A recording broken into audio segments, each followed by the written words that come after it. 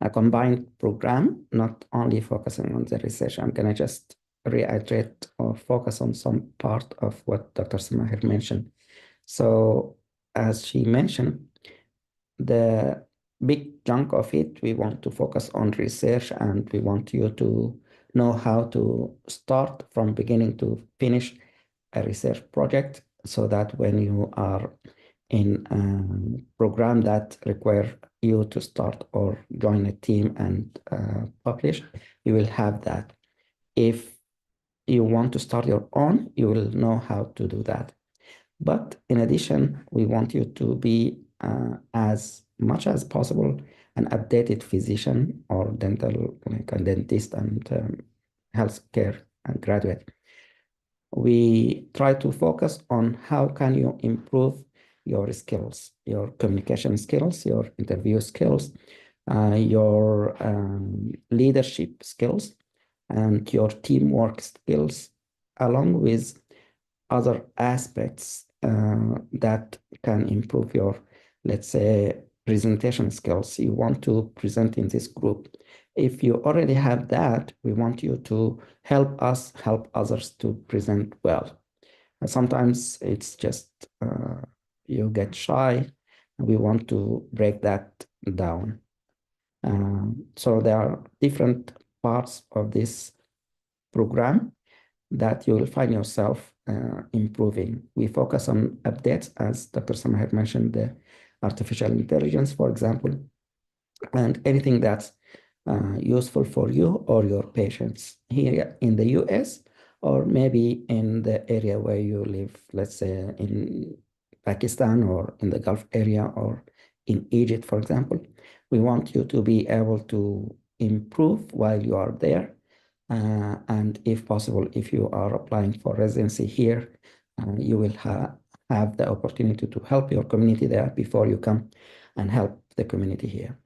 The second point I want to highlight is this program built around the geriatric area, geriatric medicine, but you can apply the same concept with any population that you want to serve. For example, we have a couple of fellows in this program who were interested in pediatrics. So they learned a lot and they improved. They had products regarding pediatric population, and they succeed in that. Some were interested in neurology, some were interested in psych, and they joined psych programs or neurology program, residency, or even fellowship, so they can advance their career in the area where they are interested. But the idea is you apply the concept of whatever you learn here, skills-wise, your personal skills, as well as your research skills. So I'm gonna stop here, and I'm gonna ask one of the fellows raise his or her hand. Can you just let us know who you are, and maybe you can go ahead with your question or comment. Hi, Dr. Nadir, how are you? Sorry, I'm Oh, just joining from work. That's why I didn't use my real name. So my sorry, name is Dr. Naode. I just want to add 3 or 4 please. points of to what have been said already.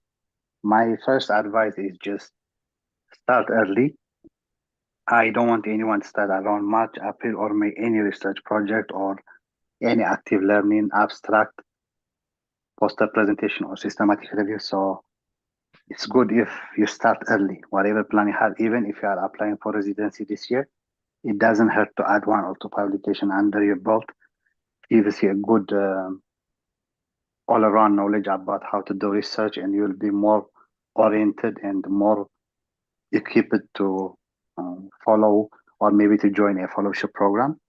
And the second one is this is not only for research, so try to connect, try to make new connections, learn from people, and you never know, 1 or 2 people from this program may even recommend you on the future for a residency position. So try to connect and make good connections with people from this program.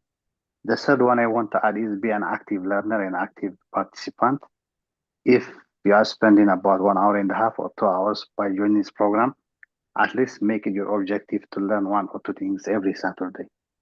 So if you just attend a meeting and you learn nothing, then the idea of you gaining something from this program would be, uh, I think, unsubstantial.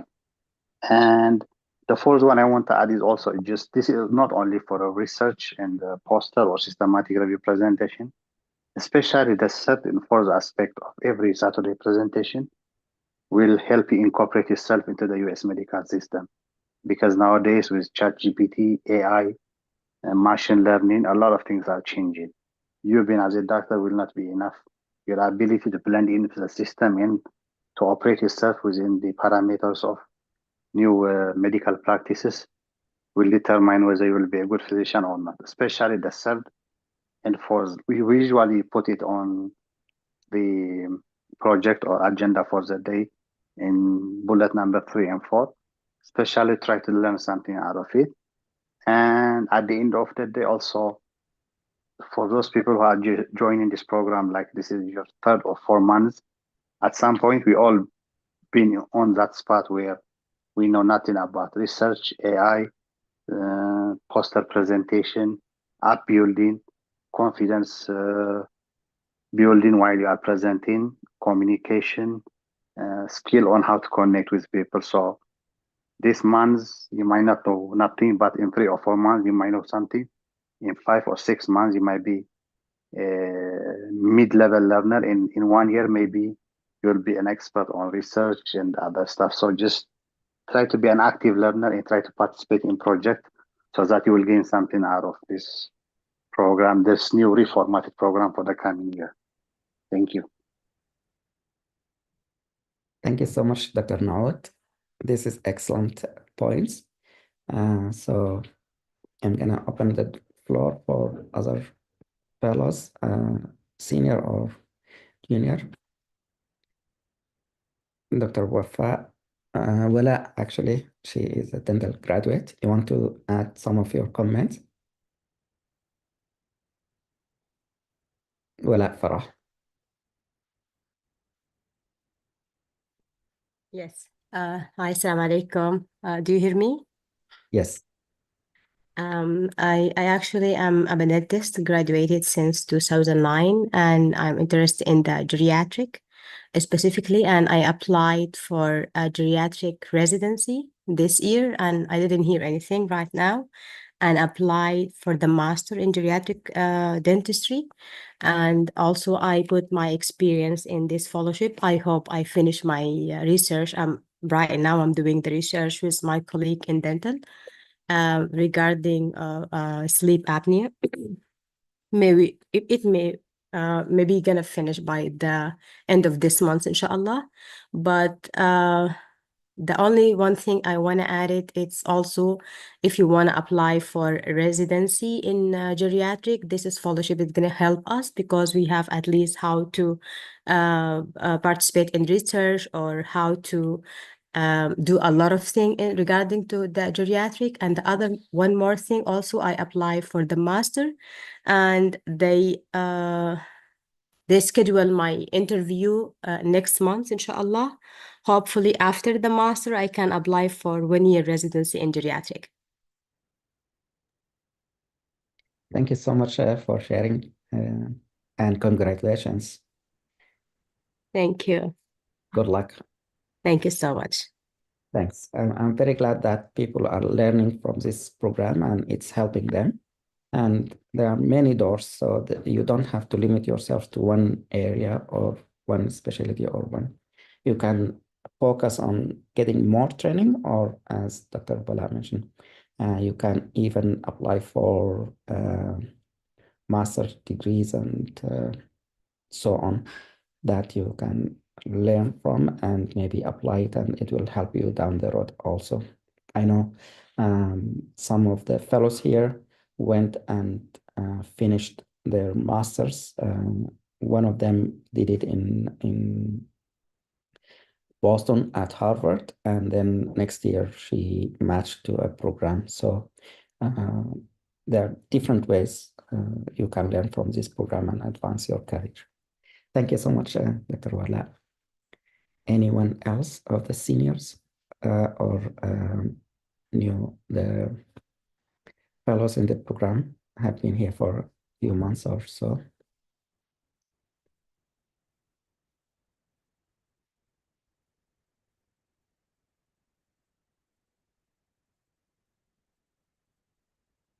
Go ahead, Dr. Isra.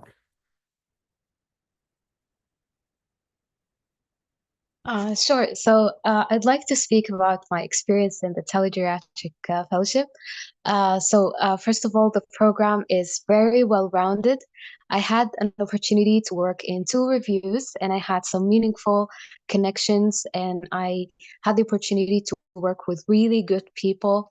I didn't have any experience on systematic reviews, but I was encouraged by Dr. Nader to keep going in the systematic review. I had the idea, and then I led a team of 9 researchers.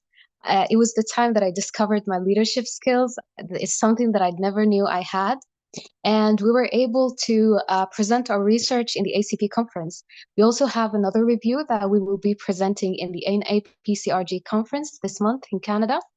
So it was an amazing experience. Also, the presenting, I would encourage, like Dr. Note said, I would encourage everybody to take an opportunity to present.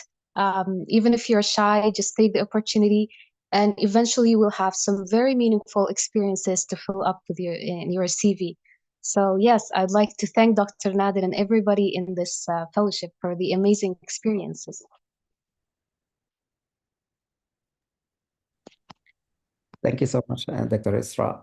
And these are also great points. So if anyone wants to share their experiences, that would be great. Dr. Isra joined the program, and we were happy to have her, as well as many of the other seniors, because when you come to this program, you might have some skills that you can share, or you want to learn new skills. So what I built this program on is a 3-level system where you have early learner, mid learner, or advanced, where you have maybe you don't have any skills, let's say in research, or maybe you had some skills, you worked on paper in the past and you work in a project or something, but you don't have the full knowledge of doing it from A to Z.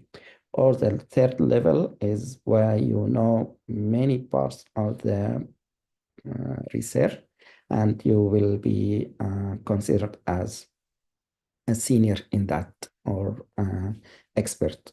Basically, you know how to start from beginning to the end, or at least you know the details of what the steps needed to be done and how to be done. So if you are in that level, we want you to teach the newcomers. If you are one of the newcomers, I expect you either to be on the level 1 early, or level 2 where you will be mid-level. So I encourage you to learn from your seniors. Anyone can learn any new skills if you put the time and energy and you put some effort. I think you will do a great job. And not only you will learn in this program, but in the future, you will be able to teach others about the skills that you are learning. So thank you so much, Dr. Isra, for sharing your... Thank you. Yeah. Go ahead. You want to add anything? No, that's it. Thank you so much. Thank you. Really appreciate it. Anyone else from the seniors? Please, Dr. Mino, go ahead. Hi, Dr. Nader. Yeah, I don't know whether I'm a senior or not. Like, I just started last March, April time. I joined this program. I came to know about this program from one of my friend. And from this program, what I could say, like, I have learned is like the webinars definitely helped me to know more about geriatric medicine and the topics like. It's not like a very short presentation. They give each one who presents give like very detailed very well-mannered presentation. And also I could be part of a couple of oral presentations through which I learned new tools in the research, which I was like was not at all familiar, but that gave me chance to learn to put effort to see how I can demonstrate to my colleagues after learning that. So that was like a learning experience for me, and also I could share with my friends what I have learned. So that gave me a lot of confidence to talk to people, like to present. That's something like we don't get everywhere, right? So that was a great experience for me. And also the recent project, like we are working on it, like as Dr. Nadu said about the mobile app development. I had this when I was eighth grade. I had a little interest towards developing and all, but I didn't get a chance to do that, or like I didn't have a platform to learn from somebody.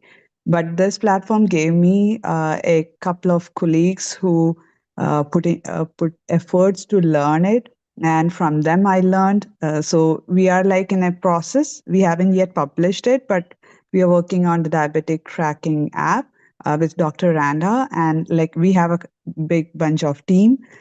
So it's a wonderful experience. And when I had an interview, I could say I have applied for my residency this year. So when I had an interview, I could say about this part of the research fellowship, and they were like very much impressed. Like, oh, you're doing coding? Like I said, like we are not doing the high end coding, but we are doing the basics of it. But to develop an app is something I never thought I could do it. Like it's all because of this program, the support of my colleagues. I'm not saying like I did it like individually, but it was a team effort. Like we have a team leader, Dr. Anda. She's supporting us. Like we are doing our small portions, and we are in the process. So this is a very great experience. And uh, as an applicant for the residency, I would say definitely this will be a great experience that you could add. And as one of the doctors said early, it would be good if you start early so you can put your each activity you do in this program is something learning, as well as definitely you will get help during the time of application too. So this is what. And Dr. Nadir, thank you so much. Thank you so much. I really appreciate your time, and thank you for sharing your experience. This is great to hear. Yeah, thank you. Thanks a lot for the team also. Like they are very welcoming. Like they, I mean, none of them I have experience like they consider you from an outsider, like as an outsider. They consider as like if you feel like you need to ask a question, they take time, they answer us, even if it's like a about the project or something related to our like residency application or anything. Like we get good bunch of friends here with the same thought, same intentions, kind of. Yeah, so that's a great platform. Thank you once again. Yeah, thank you. So, and this also like showed you, if you jump in this program, you can learn if you are interested. Everyone will try to help each other.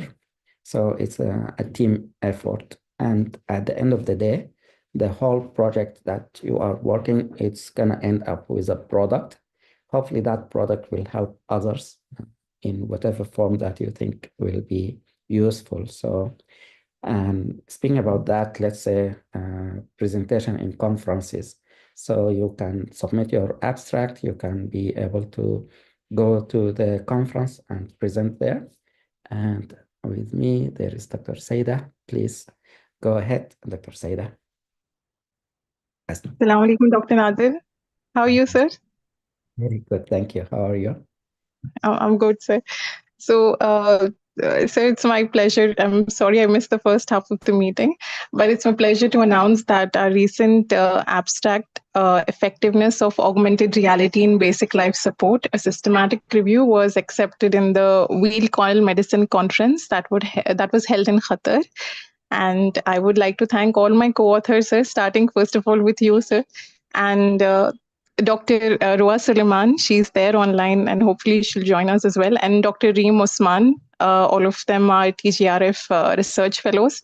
And I would really like to thank you, sir. It was one of the 17 posters that was accepted in the conference, and it was a really great experience. And I had the opportunity to actually go and travel to Qatar and actually present it firsthand. And I would like to thank you so much for giving us all this platform to be able to do this in the first place. And thank you, sir. Thank you. Thank you so much, and congratulations to you and your team. You did a great job. So Thank you. excellent. So she presented her work along with the team. If anyone of the team wants to share, jump in. Sorry, sir, I missed what you said. I said, if anyone of your team is present now, if they want to present their text. Dr. Rohit, you want to join in?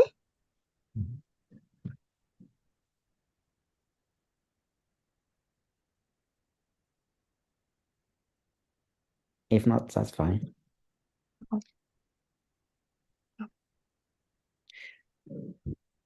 But thank you so much for sharing your experience. And this shows you how you can finish a project, and hopefully you will be able to present that. We successfully did that in the past here in the US, national conferences, regional conferences, and international conferences. And now we are in the process of even presenting in the Gulf area, one in the Qatar, and I have one other fellow who presented in Saudi Arabia, I think, or UAE. So good. Thank you so much for sharing. Thank you, sir. Thank you so much. Dr. Naut, go ahead. I don't know if it was mentioned the last 2 or 3 weeks, but unfortunately, we also had an abstract and a poster accepted for the CHEST conference. But because of the weather travel in Florida, our team leader, Dr. Mafaz, was unable to travel to the CHEST conference, but it was still accepted as a poster to the CHEST conference. It will be also printed as an abstract in the CHEST journal. So thank you to every one of the board members and participants too. Thank you again, Dr. Naut, and congratulations to you and your team. And this is great. Thank you. Anyone else wants to share? When I say seniors, I mean whoever joined the program a few months ago or earlier.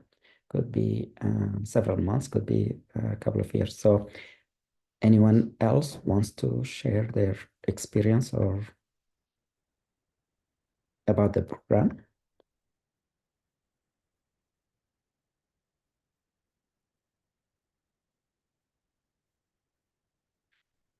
If not, I'm gonna open the floor for the new fellows who joined the program recently. And please raise your hand or go ahead and ask your question about the program. If anything unclear, we'll be happy to explain further. Thank you.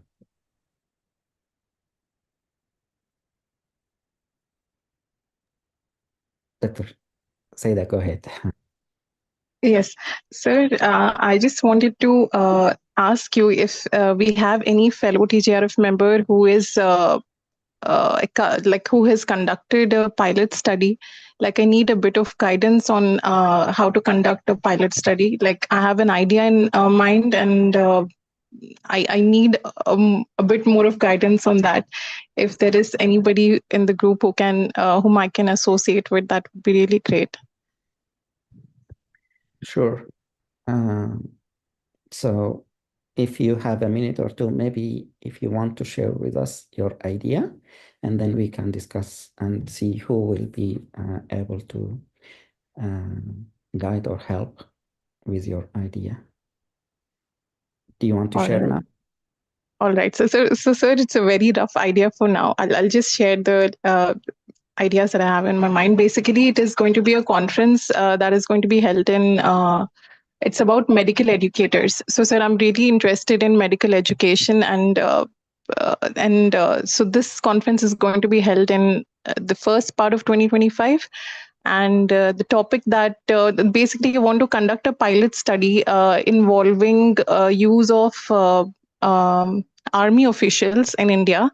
And I just want to know, like, what, like, for example, if I conduct a study and if I miss a particular parameter, and I cannot go back and do it again. So before even starting the study, if there is certain things like I like don't want to miss out on anything.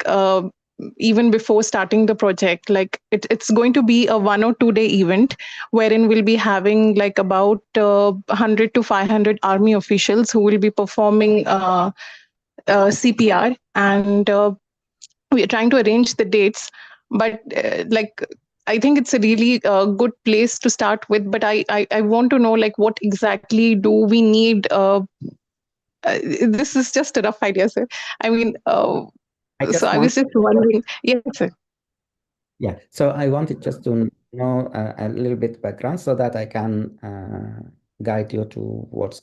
I think there's there are some, not necessary in this program, but I know one attending who is working in research regarding medical education and how to build and so on. So maybe I can connect you, and if he is the right person, maybe he can answer or guide you. If not, we can find someone else to help. I can give you some advice if we can connect together, but that person might be able to guide you further, if that makes sense. Sure, sir. I think that would be a great place to start with. I can have a conversation with him, and of course, I can definitely get back to you anytime I'm facing any difficulty. And this is a rough idea, sir. I'm definitely get a bit more into it because it's just in the planning stage. I just want to make sure that I just do it in a good way, so that because, sir, it's a good thing that I've observed that in the conferences or in any places where they held competitions, they're usually interested more in studies that are actually conducted. The people who usually get the top positions are those who actually conduct the study themselves, or yeah, they're basically the one. Very rarely do secondary researchers get the thing. I mean, so that's also something that I've observed, and at the same time, I think it's a good idea. So yeah. Sounds so yeah, absolutely. So as long as you have the idea concrete, like let's say we call it the research question, what exactly asking, and then building on that question, you will go step with this, the method, what method you want to answer that question with. Is it future-like, or is it questionnaire-based, like on your population, or you are going backwards, like systematic review and so forth. So it depends on what exactly your research question, and the next step is method. Before you jump between both of them, we want to make sure if it's done before. Let's say you are asking a question that's already in the literature. So you don't replicate that unless there is new information that you want to add to what's already written in the literature.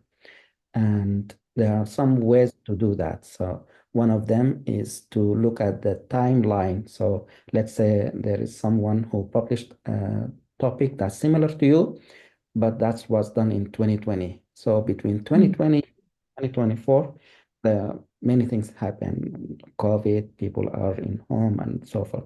So you can the same question that was answered by that paper during the following period. This depending on the timing. Sometimes it's depending on the population. You mentioned India. Like if happen in India, did any person publish this similar in India?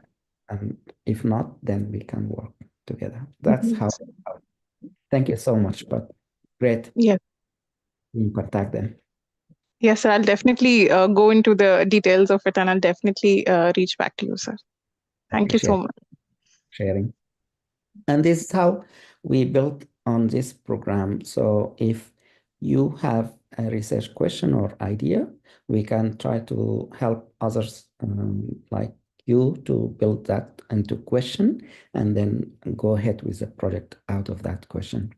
If you don't have an idea of any research question, or that's also, it's okay, but you might be interested in the topic or the area. So let's say Dr. Saida is going with the idea about education, medical education.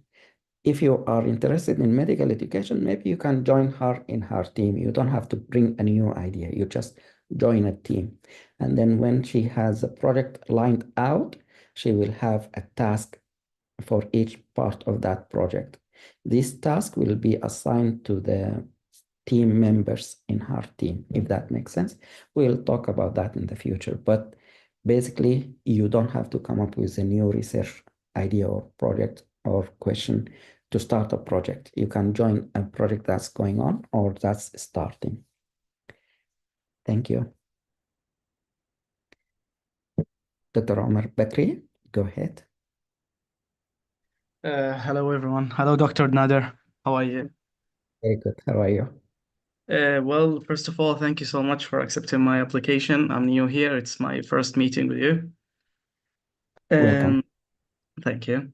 Well, I've been assigned to a group, but there is no leader so far, I think. I'm asking when is going to be a leader. Okay, Yeah, tell me. the first 1 or 2 weeks, we will just try to get the team members together so that we have a team list, and then we will assign a team leader. The team leader will contact the people in that list. So just bear with us. Within a week or two, you will have a team leader. And usually in the past, we have some of the seniors who can play that role, but recently we found out that anyone of the list, the new fellows, can actually lead the team. It's not a complicated thing. You don't Okay. need a lot. So All anyone. I still, sorry, but can I ask another question? Regarding the researches, it can be only conducted with my group, or I can join any other group or join any other project. Good question. Thank you for asking that. So the other part of this program is the organization part. So how we develop this program is, one part is depending on the team or structure around the team concept. So we have colors. Each team, they have their own color. Let's say red team. If you are in that team, you can discuss with the team members any questions, anything that in research topic-wise. And if we have a day where that team is responsible for presenting, let's say next week, the gray team will be presenting. So the members of that team will be organized so that the leader will assign the presenters with the topics.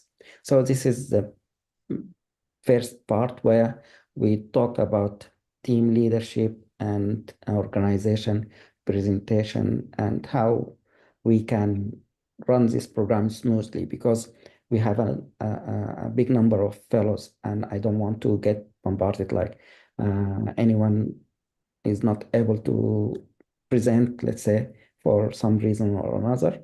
They have their team leader. They can talk, and the team leader will know which fellow is available, which fellow is doing, let's say, step 3, which fellow has other circumstances that prevent them from presenting during that day. So that leader will take all this, will handle all this situation and make sure the presentation will be done in a smooth way during that meeting. That's the job of that team leader. and the team members. But the team leader also can accept other members or fellows from other teams if they are interested in certain topics, they want to help, they want to present. So he or she will be organizing the agenda for that day and see how we can finish that meeting successfully. Usually, that leader will moderate the meeting or will assign some co-leader or someone else to lead the Zoom meeting if they are not available. This is one part of the program as far as organization, just to make sure things are going smooth. The second part or set of organization is project-based approach organization. By that, I mean each project will have a project leader or manager, and that project manager or leader will have the team members under him or her, and that person will assign the task and will make sure deadlines are met and make sure the project is finished and, let's say, submitted in time. So that approach is a different approach. It's a project-based. You don't have to be in one of the red team or color team or whatever. It's collaboration between fellows who are interested in that topic. It could be fellows from similar team or from different teams. Let's say in the past, some fellows who are interested in pediatrics. So one of the fellows came up with the idea, I want to develop this project. So anyone in the teams can join her in that project, and then she will be the project manager or team project leader for that project. And then they can find the task and finish the project, if that makes sense. So we have two approaches. Thank you. Okay. Thank you. That's so clear. Thank you. Good question. Any other questions from new fellows or any comments?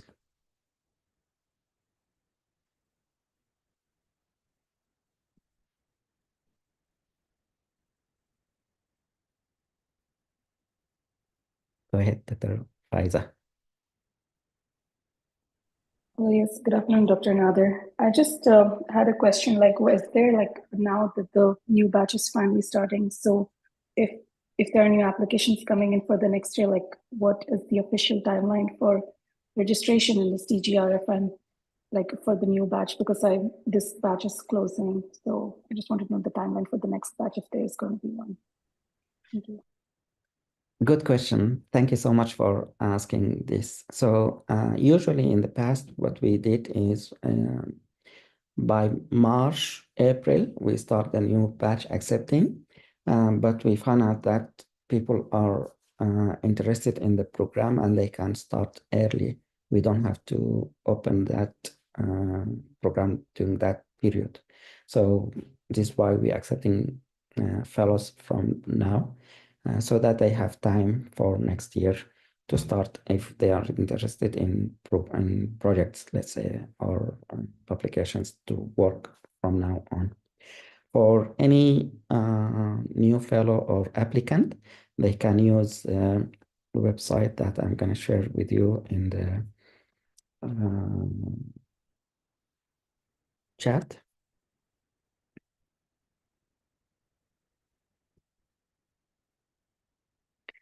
That one is also going to share the screen with you guys.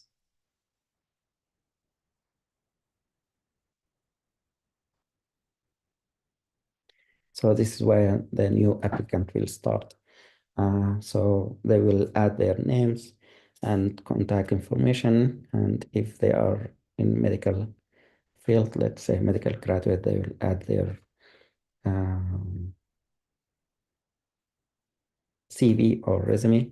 And if they pass step 1, step 2, step 3, they can add, or if they apply through ERAS in the past, they can add their ERAS application as well, just to review that for the program.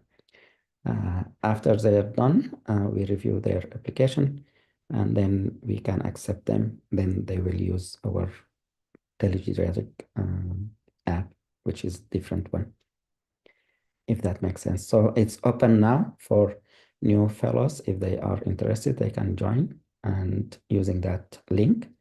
And then we will review them, we'll add them as we go along. We will build the teams accordingly, and hopefully they will be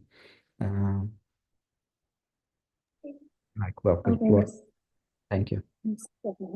So you're going to put the link in the chat box for the chat box. You get it? No.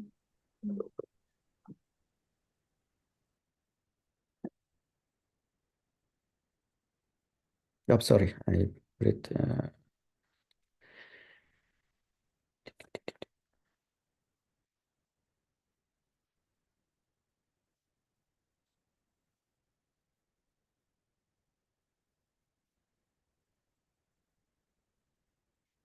Okay, I want to put it for general. Okay, yes, let's go. Definitely. Thank you. The whole group now. Yeah. Thank you.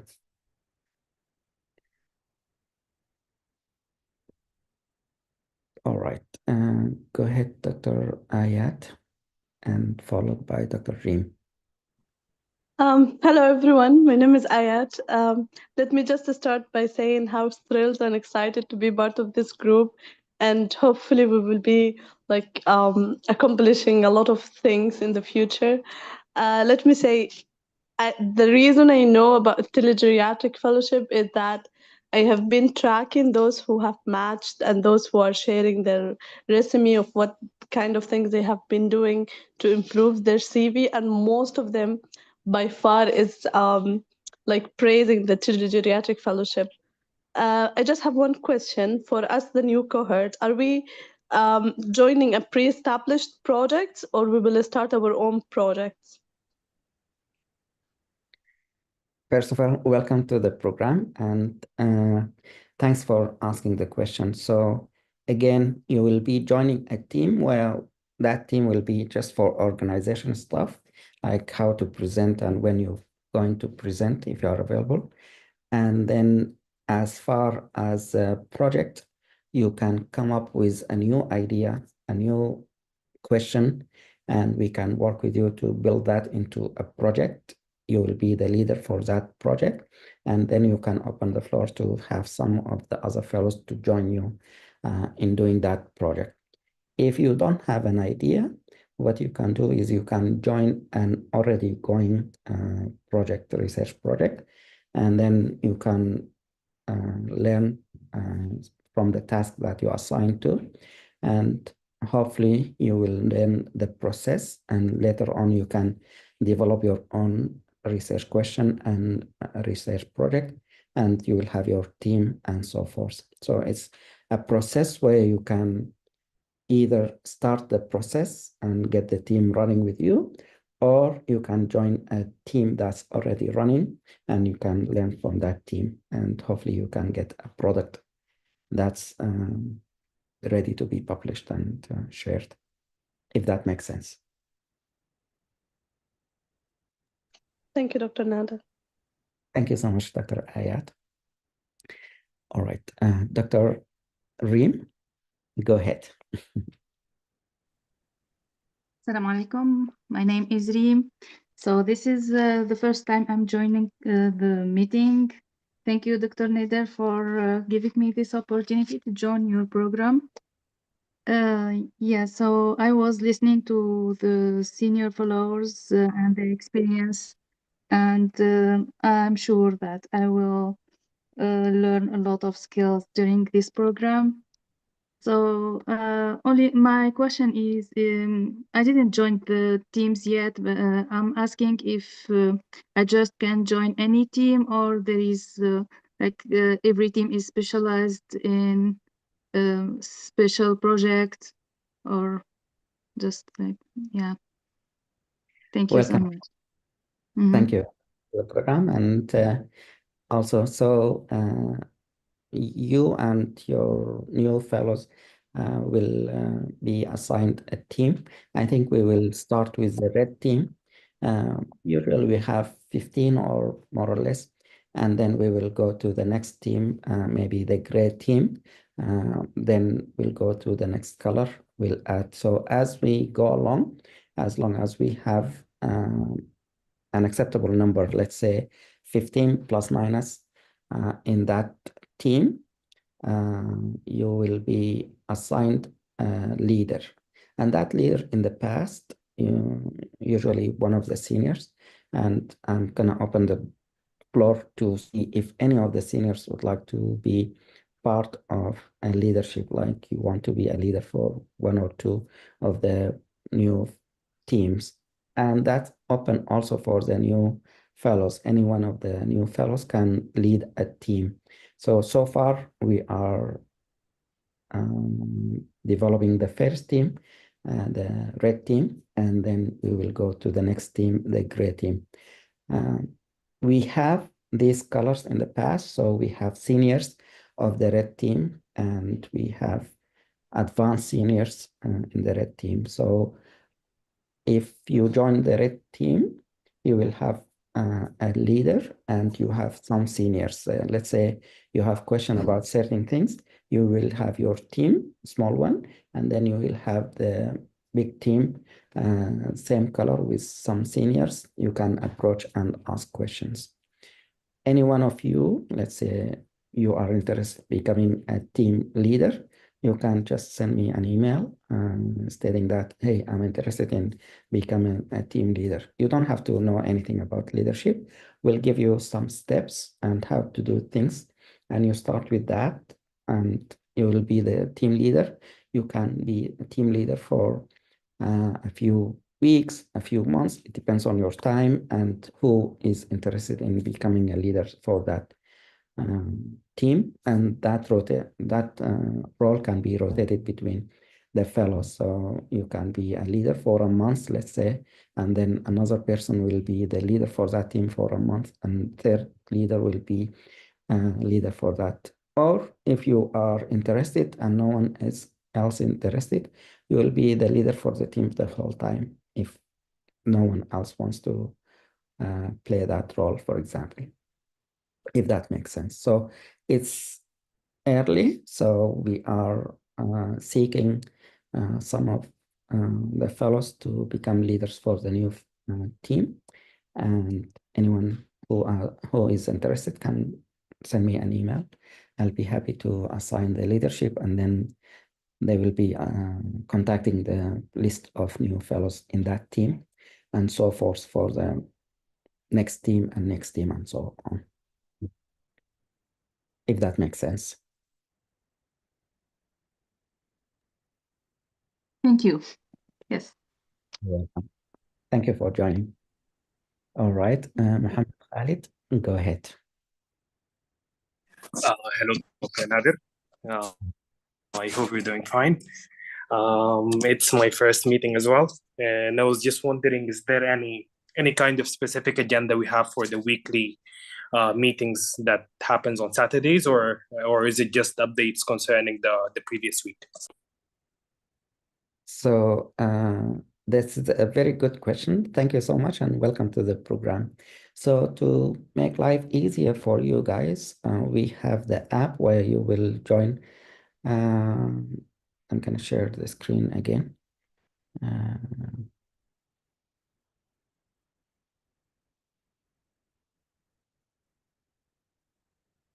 So this is the app where you will, when you start in this, you will have an introduction, like there is a video where you learn more about this app, but basically I'm gonna show you here the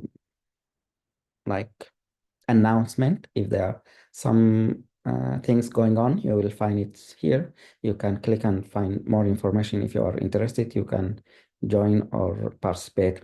But for the teams and the organization of this program, we meet on Saturdays at 2 o'clock New York time, and you can either join from here or you can use the information to join. If you are unable to, you can hit here so that we can at least track down who is not able to. And if you are not able to attend, you can look at the recording for that day. Hopefully you will learn something and you can participate with your team in the future. The agenda for each meeting or Saturday meeting will be listed here for the upcoming future Zoom meetings, or if you want to look at previous meetings, will be here. Let's start with this. So last week we have the pink team and Dr. Huda and her team were presenting. So usually we have scientific or knowledge-based approach. The first item of the agenda is a topic about, let's say, geriatric mostly, but it could be any topic in medicine or dental area.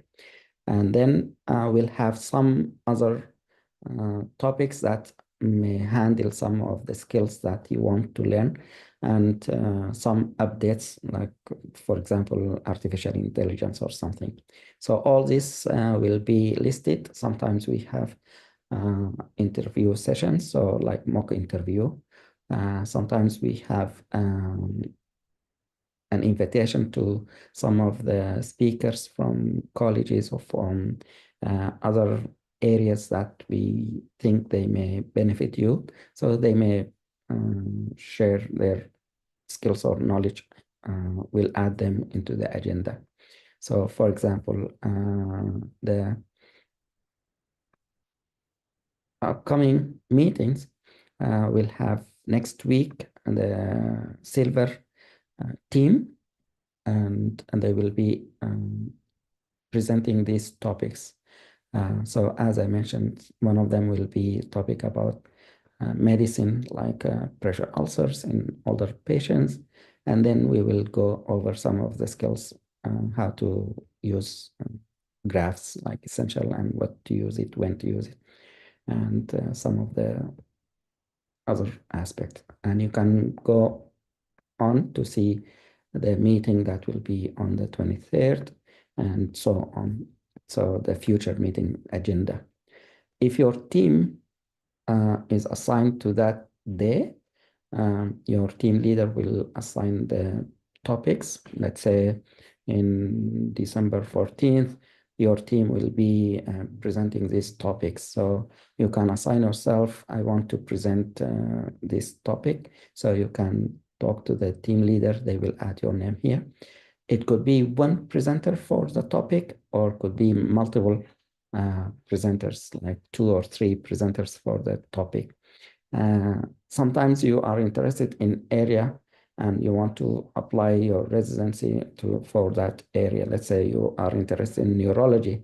So if there is a topic in neurology, maybe you want to speak to the team leader for that day, and you can add yourself to the topic about that neurology aspects. Let's say the team leader will add you to the speakers, and again, that could be one topic, and that can be presented with more than one presenter.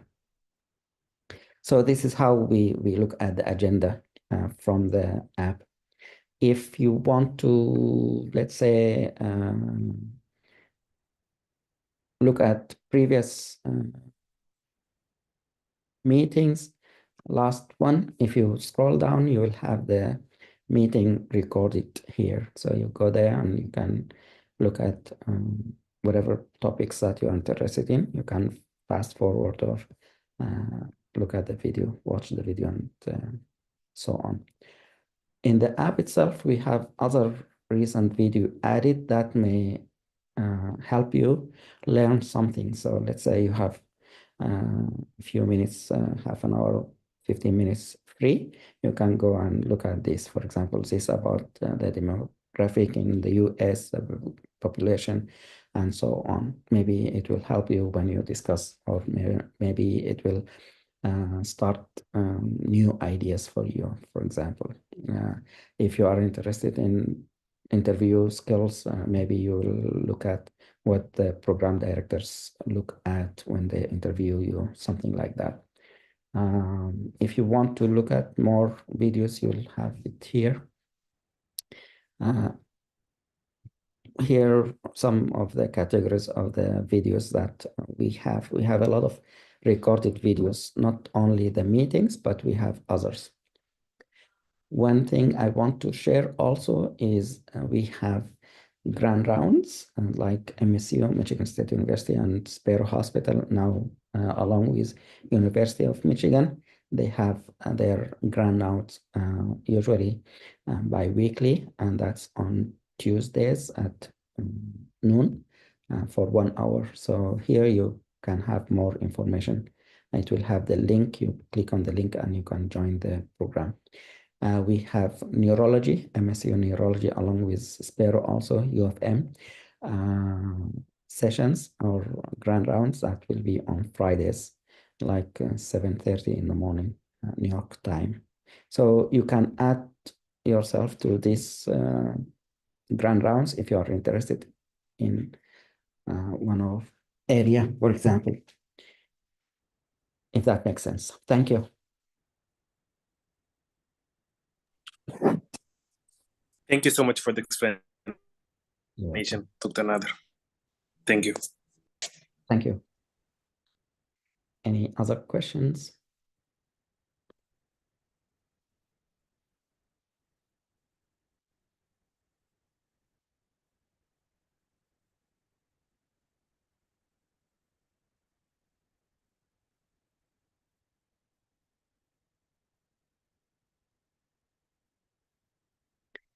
So, and if no question, I'm going to just tell you more about the mobile applications, because this also like a new area where you can show your innovation and skills, as some of the fellows mentioned. So if you are in the future having an interview, you can talk about what you did or what you were involved in. So basically, nowadays we have different ways of developing the application or mobile application. Some of the ways to do that are becoming easier and easier. So you don't have to know the coding and the behind the scene tricks or details with the language for the computer, but you can only work on the user aspect of it. So Dr. Randa, for example, and her team are working on developing an app for patients with diabetes. So you think about the idea that I want to help patients with diabetes. So what you want to help them with in their idea is to track the blood sugar. Let's say they check their blood sugar, they put it in their phone. Next time they do it the same, and then they monitor that and see if it's controlled or not controlled and what to do about that. And they can take that report to show them to the physician, let's say, if they want to modify their insulin, up the dose, lower the dose, or add some oral medication or other new medication, for example.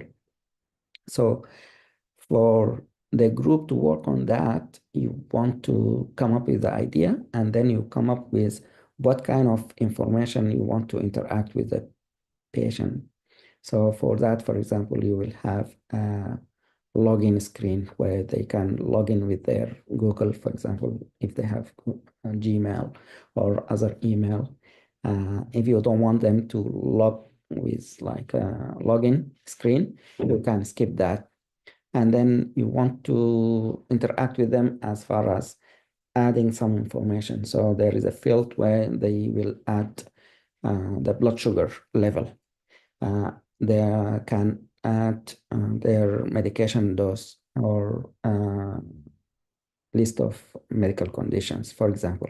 All this can be what we call screens. So they will have screen number 1, screen number 2, screen number 3, and each screen they will either add information or the computer or the app will display some of the information.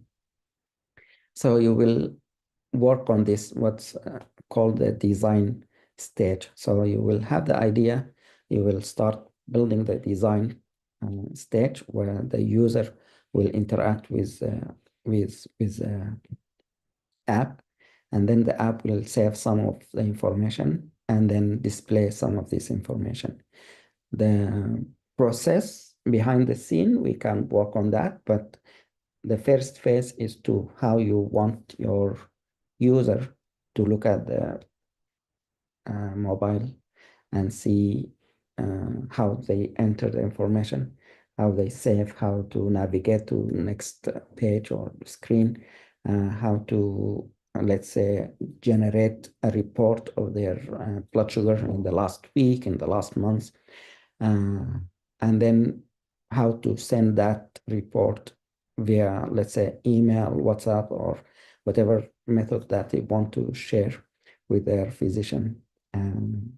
So these are the screens or the steps that the user might need to use in an app like made for patients with diabetes, for instance. Another idea is an app for education. So you want to educate a specific group of specific things, let's say vaccination. You want to talk about vaccination and what they can get that vaccine for, and what's the side effects, and if they're here in the US, what pharmacy they can go to get that, or some availability. So you can also build or design the screens for these users so that they can either put their input or you can display some information for them. The information can be displayed like text or a video or links to PDF files, for example.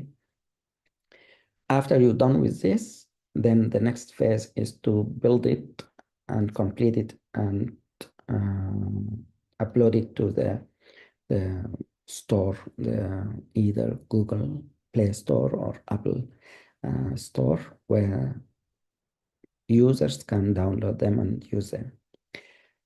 The steps where we want to work on developing an app from A to Z. But in the meantime, if you are interested, maybe you can work on testing the app. So you don't want to get to phase one where you design the app, or the other phases where you will do some other steps to get into the Google or Apple Store. You want just to be a user aspect, so you can give feedback about the app itself. Because when we develop the app, sometimes we have some bugs, some problems rise. So we don't want to wait until it's actually active program. We can test the app before we launch it and share it with others. So you can be the one who tests the app. Or maybe you have a lot of friends, a lot of people with that condition, let's say about diabetes. Some in your family might have a condition like that. So maybe you will have the opportunity of advertisement or spreading the word. So you will be in the team, but your job is to spread the word about that app, share it with others, so that when we upload it to the Google Store, it has some good number of users that are ready, and they can download and they can use it. Hopefully it will be useful for them. So this is how you can get integrated, or how can you get involved in an app development from any phase part of this development of the app till it's done.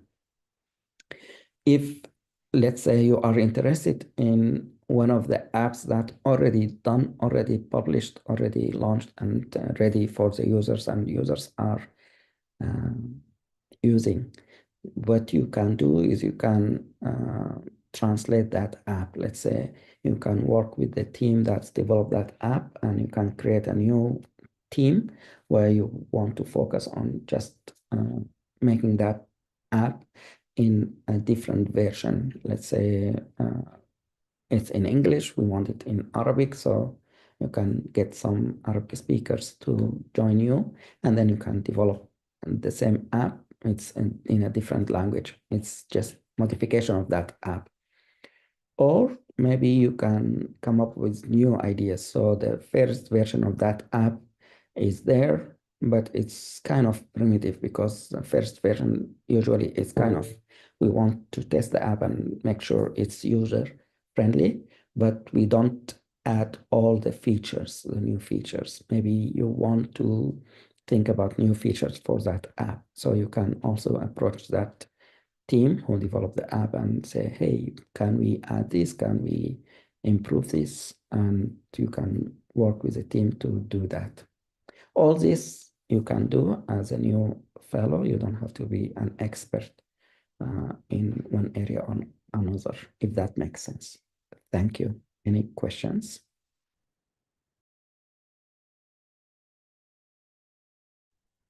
السلام عليكم دكتور نادر. Marwa, go ahead. I don't have a question, but I think the presenting team is not available today, but the presentation is available in the app. So although I haven't revised the presentation, but I can present if you don't mind. For sure. Yeah. Without preparation, so it might be a little bit rusty, but no worries. I will try to do my best. I really appreciate it. So go ahead when you're ready. Okay, but I have a problem. So I cannot share my screen. So if any one of you guys can share the screen for me.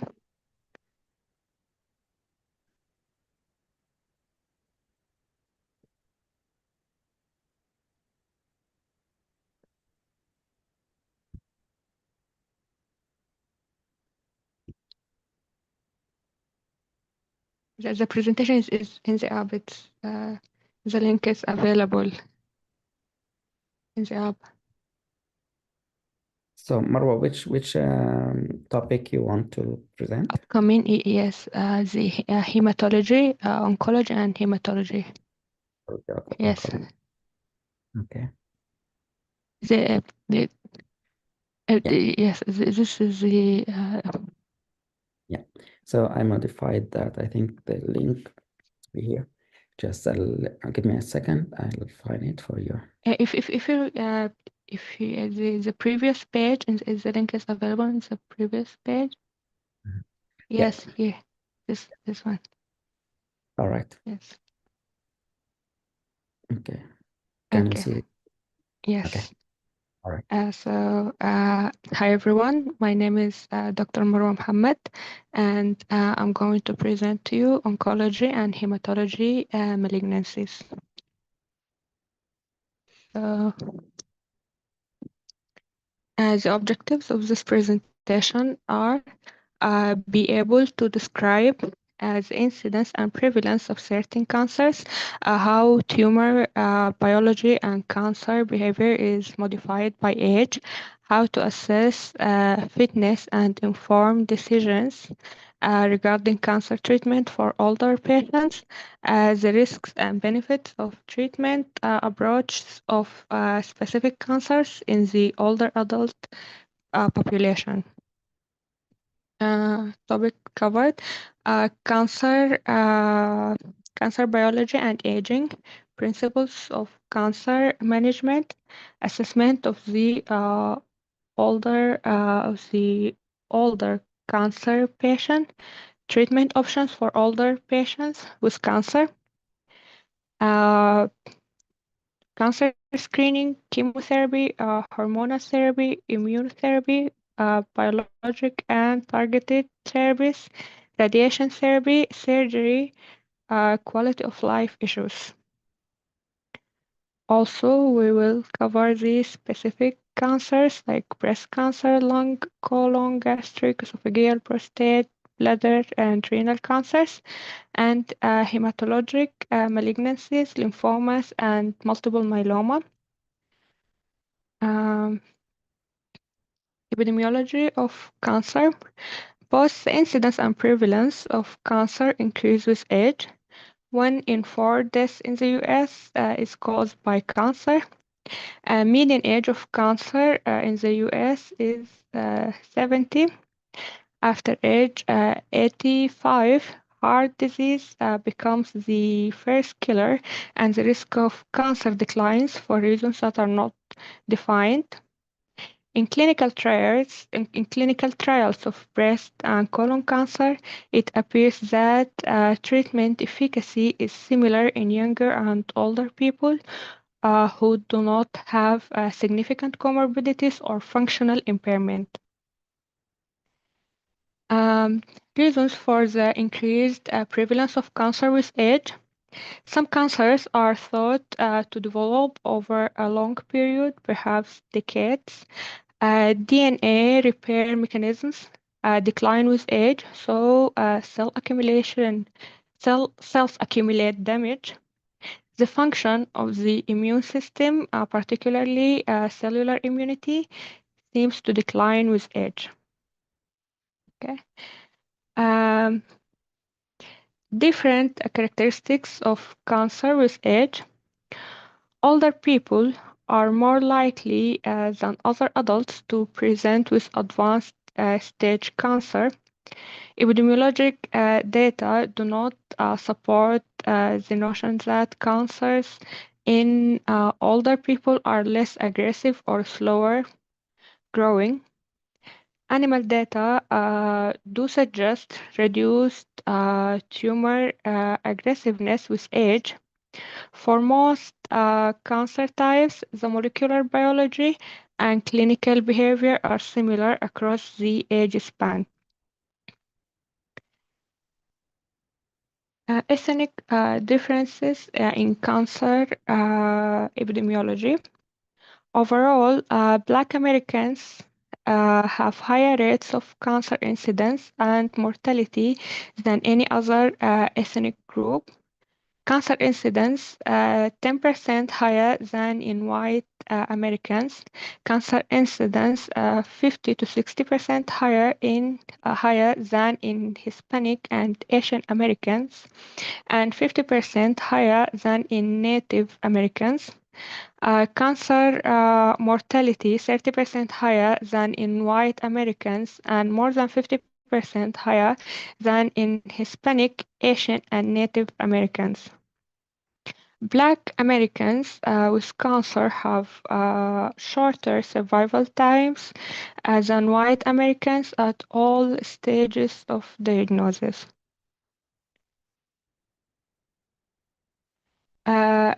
Ethnic differences, this is the second page. Okay.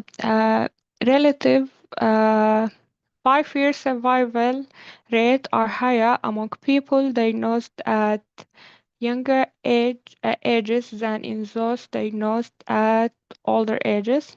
52% among Black Americans diagnosed before age 45, 43% among those diagnosed after age 75.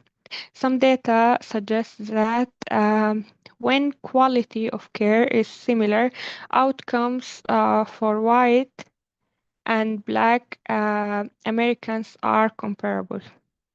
Okay.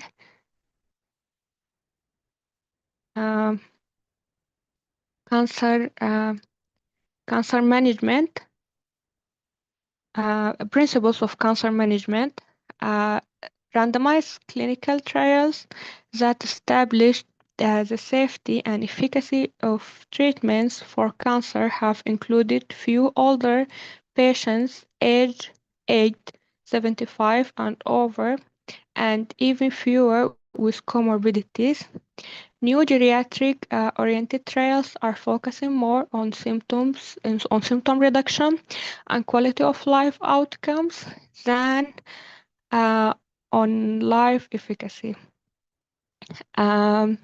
Surveys indicate that when fully informed, most older patients choose life extending treatment even at the risk of toxicity. Okay. Because of physiologic changes in older adults, there is potential for an increase in adverse events associated with treatment. However, acute toxicities may actually be less prominent in this population. Oncologists are often faced with the challenge of making management decisions in older adults in the absence of evidence-based guidelines. Appropriate treatment for cancer can be safe and effective in older adults if an adequate assessment is done and appropriate precautions are undertaken. A comprehensive geriatric assessment is considered the gold standard for evaluation of the older patient. Individualizing treatment decisions is important. Okay. Guidelines for both the assessment of older patients with cancer and treatment algorithm are in progress. The National Comprehensive Cancer Network's older adult oncology guidelines are the most well developed, and this is the website. Okay. Assessment of the older cancer patients. The Karnofsky performance status and Eastern Cooperative Oncology Group (ECOG) performance measures are used commonly as they correlate with treatment toxicity. These tools alone do not predict outcomes in older adults, as well as comprehensive geriatric assessment. Geriatric assessment can detect issues pertinent to cancer management that would go unrecognized otherwise. Polypharmacy can increase risk of adverse events for chemotherapy and increase risk of non-adherence. Factors that were independently associated with worse overall survival include low albumin, ECOG performance status more than 2, more or equal to, positive geriatric depression screen, advanced stage disease, malnutrition, and advanced age. Geriatric assessment reviews the global health of the patient, including functional status, comorbidities, cognition, nutrition, weight loss, polypharmacy, psychological status, social support, and geriatric syndromes. Variables within geriatric assessment predict toxicity from chemotherapy. Geriatric assessment requires interprofessional approach, which aids in developing a patient-centered treatment plan. Treatment options for older patients with cancer. Current forms of cancer treatment include surgery, radiation, chemotherapy, hormone manipulation, and biologic therapy. Age alone does not preclude any of these approaches, but because of normal changes with age in certain organs and comorbidities, special considerations are warranted. Treatment options for older patients with cancer screening. Cancer screening consider for breast, colon, lung, and in some cases, cervical cancer. Prostate cancer screening is controversial at any age and is unlikely to benefit someone with less than 10 years of remaining life expectancy. Important to consider life expectancy and the risks of testing, overdiagnosis, and overtreatment when recommending cancer screening for older adults.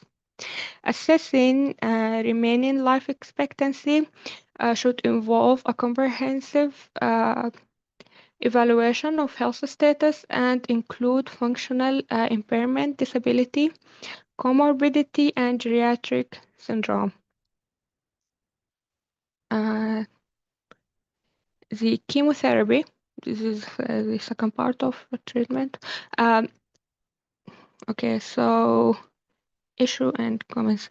In general, comorbidities and multiple medications add complexity.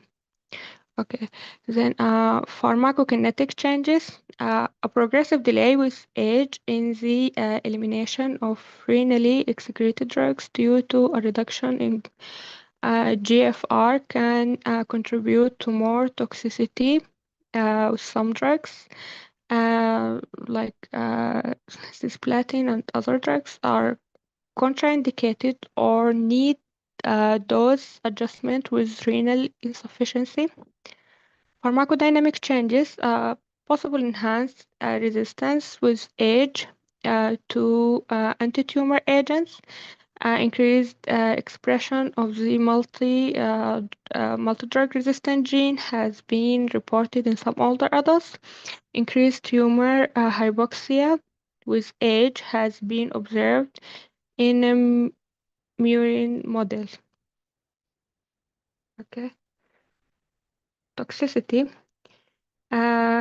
Mucositis, cardiotoxicity, and peripheral and central neurotoxicity become more common and more severe with age. Cardiotoxicity is a complication of anthracyclines and anthraquinone and mitomycin C, high-dose cyclophosphamide.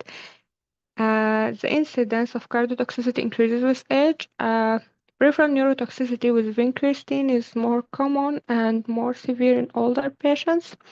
The incidence of cerebellar toxicity from high cytosine arabinocyte increases with age.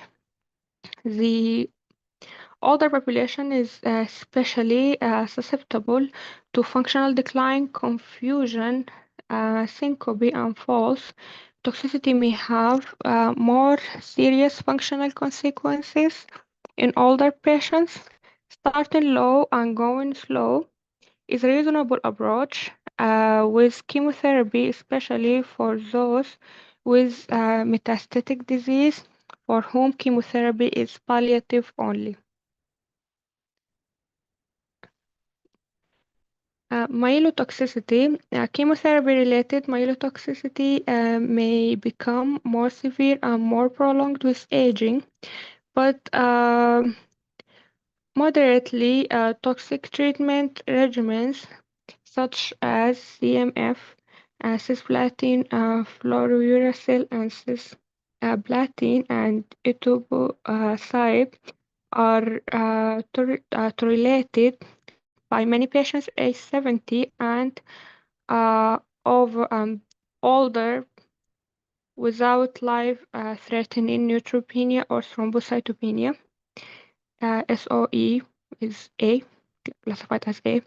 However, infections are markedly increased among older acute leukemia patients undergoing intensive induction treatment.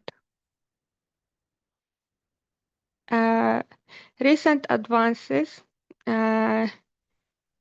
GCSF and GMCSF have reduced GCSF is a granulocyte.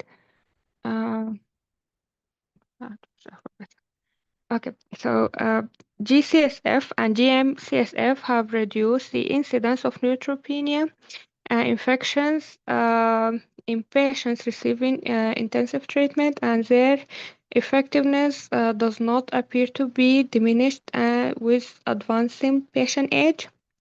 Certain newer drugs or newer formulas may be particularly suitable for older patients. Oral etoposide, gemcitabine, and others. Okay. Treatment options for older patients with cancer, the hormonal therapy. Hormonal treatment is effective in cancers of the breast, prostate, and endometrium. Most of these are well tolerated by older adults and commonly are the treatment of choice in this age group. Adverse events of hormonal therapies should be considered in older patients. Okay. Breast cancer, tamoxifen is used as an adjuvant therapy for breast cancer. It has estrogen-like positive effects in cardiovascular risk factors and bone disease. Aromatase inhibitors are also used as adjuvant therapy for breast cancer. More efficient than tamoxifen, well tolerated, but osteoporosis and fractures are more common in patients on aromatase inhibitors. Prostate cancer, hormonal therapies, first-line treatment for systemic prostate cancers significantly decrease testosterone levels associated with metabolic syndrome, cardiovascular disease, osteoporosis, fracture, and physical performance decrements. Older men can be subjected to adverse events of hormonal therapies for many years, given the indolent nature of prostate cancer. Prior to starting treatment, include an assessment of life expectancy, prostate cancer severity, and overall status. Okay.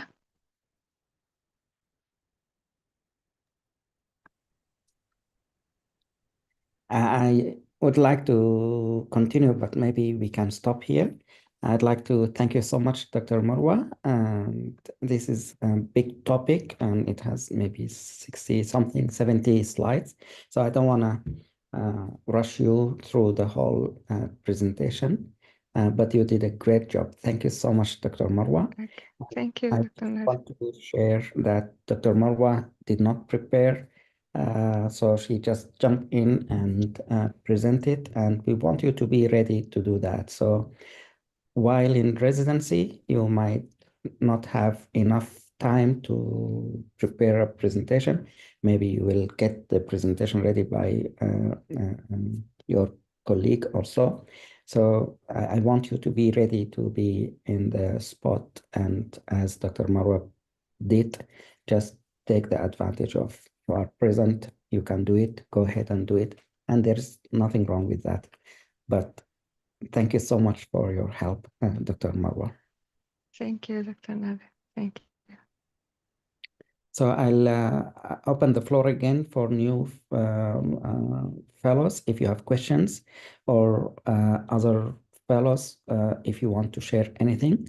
So usually the meeting, we will have a topic like this where it has knowledge-based, and most of the time the slides are already made. These slides are teaching slides.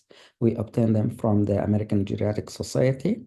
You can buy them from them. You can become a member, and it's very cheap.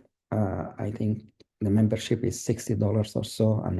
If I'm not mistaken, but you can become a member also in the American Medical Director Association. It's different one. This membership will allow you to get access to similar teaching slides or topics or materials for teaching others about certain things in, let's say, geriatric, or maybe we can also join other associations to get access to their material. For example, Heart Association, American Heart Association, and so forth. So these slides are already made. Some of the topics in the meeting might be different ones. So we try to suggest some resources for you. Some of the resources might be already made slides or PDF files or some links to videos. So you can be creative. You can create your own slides. And this work can be done by one person. Let's say Dr. Marwa today presented this topic.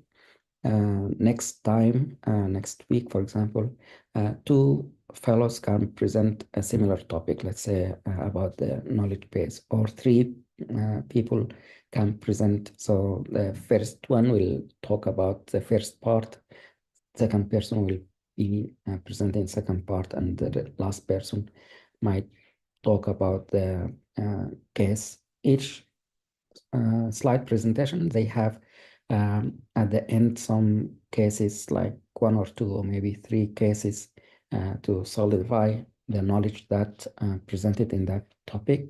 So maybe one of you can present that the cases at the end of the topic.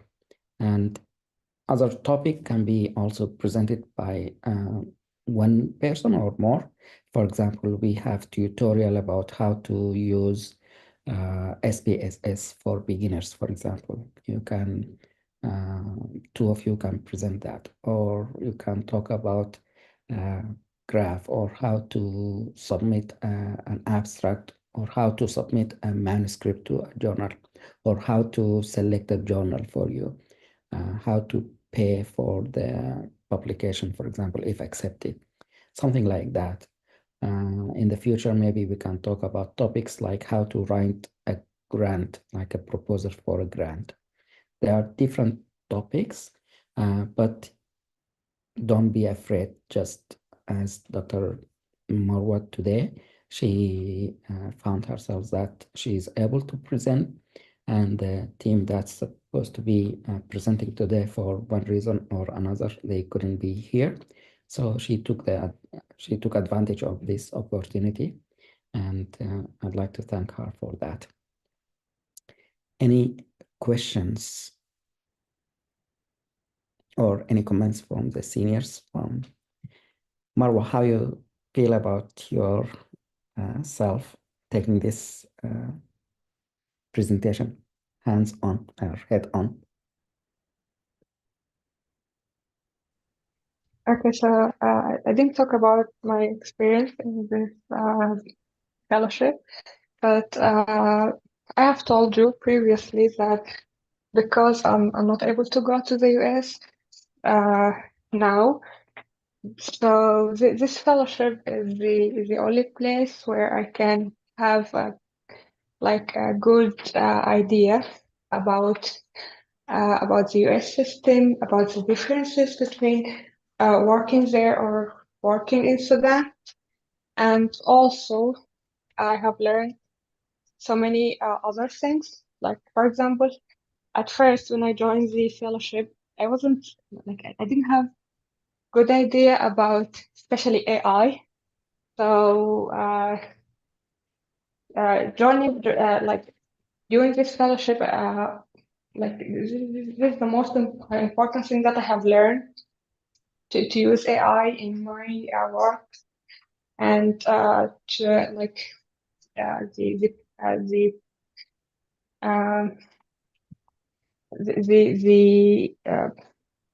and how useful AI is to help me with presentations, with preparing presentations, researches, and so on. Although my brother, my younger brother is working in an AI company. He's an engineer, software engineer, but I wasn't really interested in it. So I'm really thankful for this opportunity. But for me, it's the only place where I can I can have this is the only place where I can find answers for my questions about the programs, the systems there, and everything. So thank you so much, Dr. Nader, for this great opportunity. Thank you so much, Dr. Marwa, for sharing, and I wish you all the best. Thank you. I'm really grateful. Dr. Osman, go ahead. Assalamu alaikum. Hi, everyone. First of all, I want to thanks Dr. Nadir for the great opportunity and the teaching and taking hands for people to advance in their career. And I hope we are going to learn a lot from the group, and we also share our what we have also with the team. And I'm very grateful to be part of the group here today. And I know your time is approaching, maybe, or so I don't like to take a lot of time, but I want to ask about, I'm working like, I have many jobs and stuff like that. And just I want to know how is estimation of the timing, so I can able to manage my schedule well, to do my best with the fellowship in terms of, I know that's going to be every Saturday, there's 2 hours or so. But apart from that, I know there might be some activity with the groups, and if there's like literature review or some other things. But just from Dr. Nadir and the other senior, like how roughly we need to put time, so I can able to manage with the jobs and what I'm doing, so I can get like proper free time to be able to participate in a better way. And thank you very much. Thank you so much, Dr. Osman, and thanks for sharing and asking the question. So beside these 2 hours or so on Saturdays, I think you can invest whatever time you have, the way you find it useful for you, learning or applying whatever you learned. So it depends actually on how free time you have and how involved you are. Let's say you want to get involved in one project. So with that, you just get involved with the team for that project. And then when tasks are divided, you take one task or a couple of tasks and finish it with your team, and hopefully your project will be completed and submitted and so forth. But we want you to understand the concept of starting the project from A all the way to finishing it. If you know the process, that will be useful for you in the future. And when you have the product out there, it will be useful in your CV and hopefully during the interview and so forth. Beside that, actually, it depends on what you want to learn. This program is flexible. We don't have a set of number of hours we want you to finish in a week or in a month. We want you to learn as much as you can. If there are certain topics that you are interested in, you can further your learning process either using this platform, the videos available, or any other materials, PDF or PowerPoint slides available in this program, or you can study on your own, or you can discuss with other fellows in the group or in the program. What we expect, if you have some area of expertise and there are some other fellows who are new to that area, we expect you to pay back, or if you have time, to share with them. Let's say they have questions in the WhatsApp how to do this, and you know how to do it, then maybe you can spend some time to explain it or guide them through the process of that topic raised or that question. If you are able to or available to do that. Otherwise, you are free. I know many of you will have other jobs to do. You are applying to residency or doing board exams and so on. So it's not we don't want to get it a burden on you. We want you to be flexible. You manage your time according to your needs, and hopefully this will help you. Anyone of the seniors may be able to add more. Dr. Faiza, go ahead. Yes, hello, Dr. Nader. I mean, first of all, I would like to thank Dr. Nader, and I would like to owe all of my research knowledge, whatever I've had until now, to him and to the group, alhamdulillah.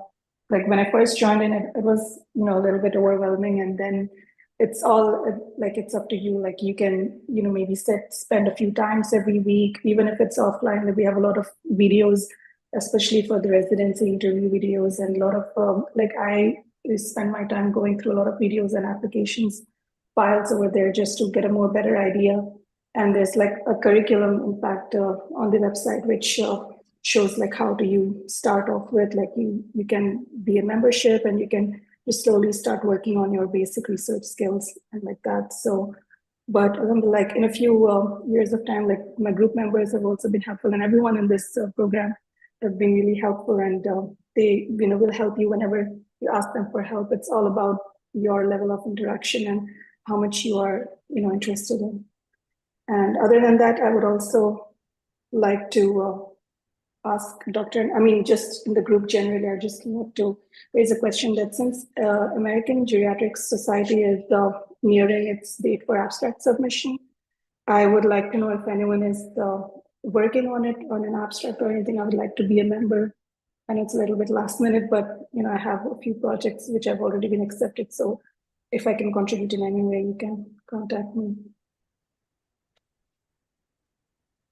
Well, thank you very much all for answering my question, and we're excited to be enrolled and participate and learn and share. Yes. Thank you both, Dr. Osama and Dr. Faiza, and really we appreciate your input and your question and your sharing your comments and the projects that you are doing. Thank you. Any other comments? Any other questions?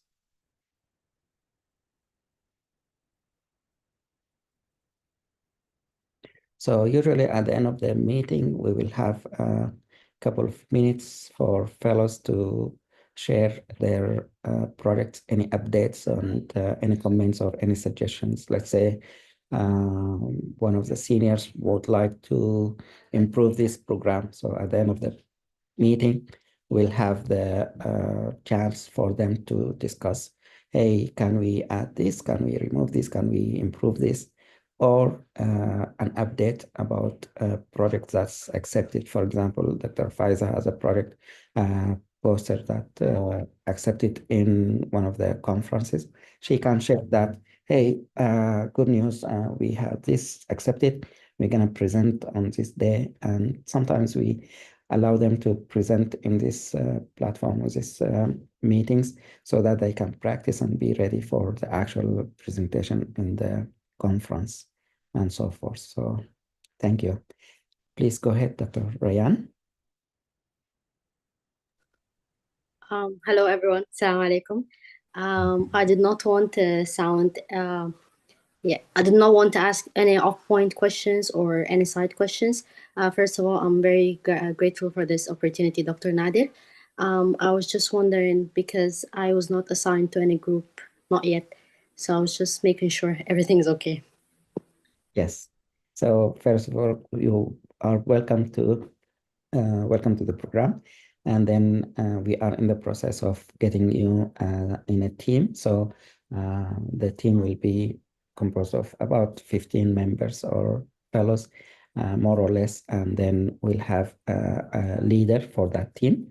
And that leader can approach the members and then take it from there. So we're still in the process. Don't worry. We'll be updated about your team and your leader in the coming days. Thank you. Thank you. No worries. Good question. Any other questions, comments, updates?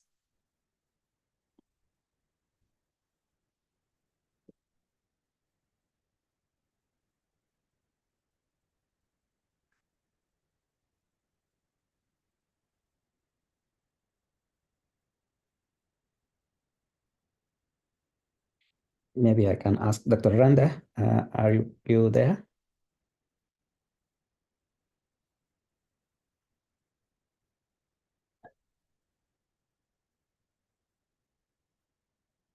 If not, that's okay.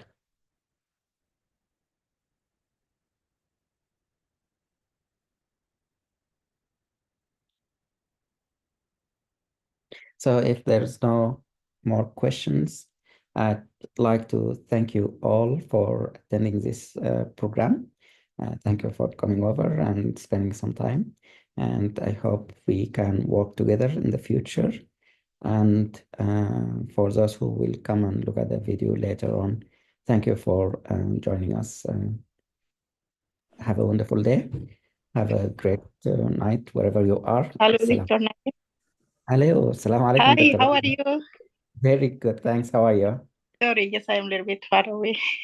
Yeah, no worries. Okay.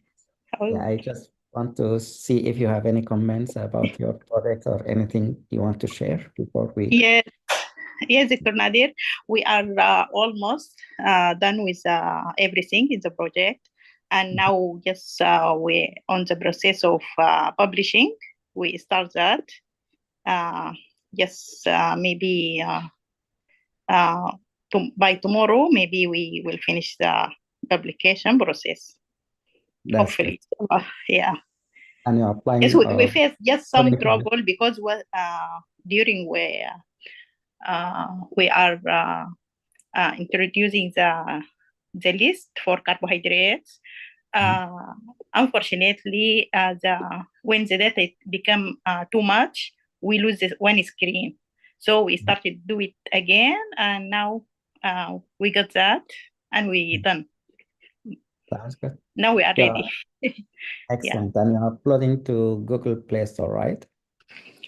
Yeah, in Google Play Store. Excellent.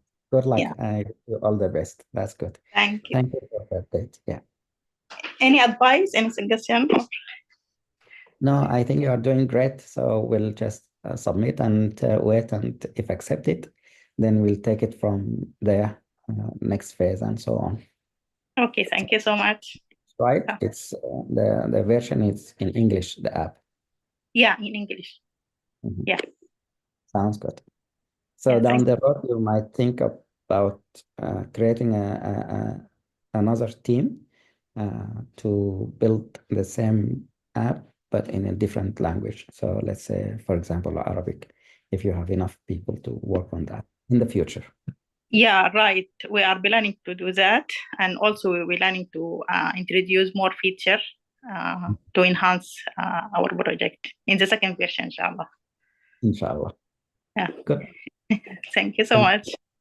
Thank you for so this much. opportunity, Dr. Nadir. Thank you for everything. You're welcome. Thank you. You're welcome. Again, I'd like to thank you all for coming over, attending this meeting, and I wish you all the best, and we'll see you next week. Hopefully. Assalamu alaikum. Fi amanillah. Alaikum assalam. Thank you, Dr. Nadir. Thank you, Dr. Rahman. Assalamu alaikum. Thank you, Dr. Nadir. Assalamu alaikum wa alaikum assalam. Fi amanillah.